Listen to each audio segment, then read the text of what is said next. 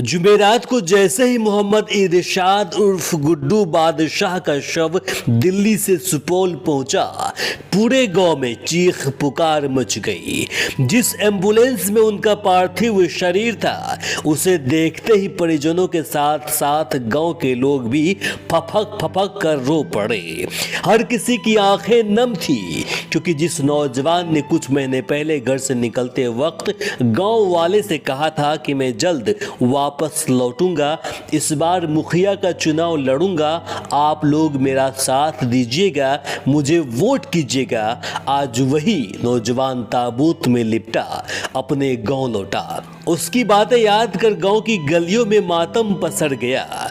किसी को यकीन नहीं हो रहा था कि जो युवक अपने गांव के भविष्य के सपने लेकर दिल्ली गया था, उसकी जिंदगी इतनी दर्दनाक तरीके से खत्म हो जाएगी। आखिर किसने और क्यों गुड्डू बादशाह को इतनी बेरहमी से मौत के घाट उतार दिया?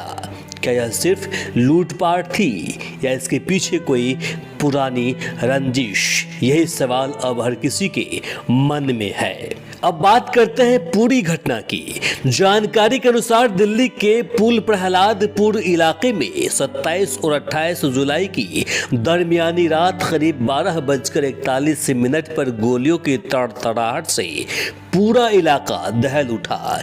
पुलिस कंट्रोल रूम को फायरिंग की सूचना मिली, जिसके बाद स्थानीय थाना पुलिस, SHO, ACP और DCP समेत कई अधिकारी मौके पर पहुंचे।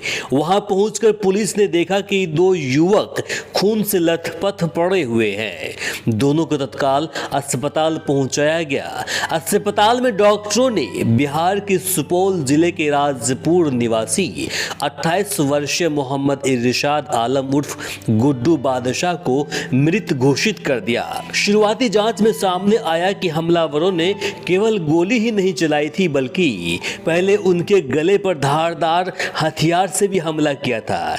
इसके बाद भी जब हमलावरों को लगा कि वह जिंदा हैं, तो उन पर कई राउंड गोलियां दाग दी गई। पुलिस के अनुसार गुड्डू बादशाह के शरीर में कई गोलियां लगी थी। इस वारदात की क्रूरता ने दिल्ली पुलिस अधिकारी को भी झकझोर कर रख दिया। इस हमले में एक अन्य युवक मोहम्मद फारूक भी घायल हुआ। उसके बाएं हाथ में गोली लगी थी। उसे इलाज के लिए एम्स ट्रॉमा सेंटर ले जाया गया, जहां प्राथमिक उपचार के बाद अस्पताल से छुट्टी दे दी गई। वहीं घटनास्थल पर पहुंची क्राइम टीम और फोरेंसिक विशेषज्ञों ने बारीकी से जांच की। मौके से 10 खाली कारतूस और 2 जिंदा कारतूस बरामद किए गए, जिन्हें पुलिस ने जब्त कर फोरेंसिक जांच के लिए भेज दिया है। आसपास लगे CCTV कैमरे की फुटेज भी खंगाली जा रही है, ताकि हमलावरों की पहचान की जा सके। दिल्ली पुलिस ने हत्याकांड की जांच के लिए कई विशेष टीमें गठित कर दी है। पुलिस तकनीकी निगरानी, CCTV फुटेज और अन्य इलेक्ट्रॉनिक्स साक्ष्यों के आधार पर आरोपियों तक पहुंचने की कोशिश कर रही है। वही मामले में संबंधित धाराओं के तहत FIR दर्ज कर आगे की कानूनी कार्रवाई की जा रही है। इधर सुपौल में गुड्डू बादशाह का जनाजा गमगीन माहौल में उठा।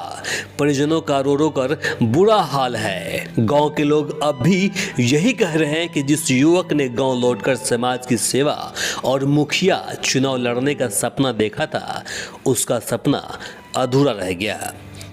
सुपौल से एहसान के साथ VIOS News.com की रिपोर्ट।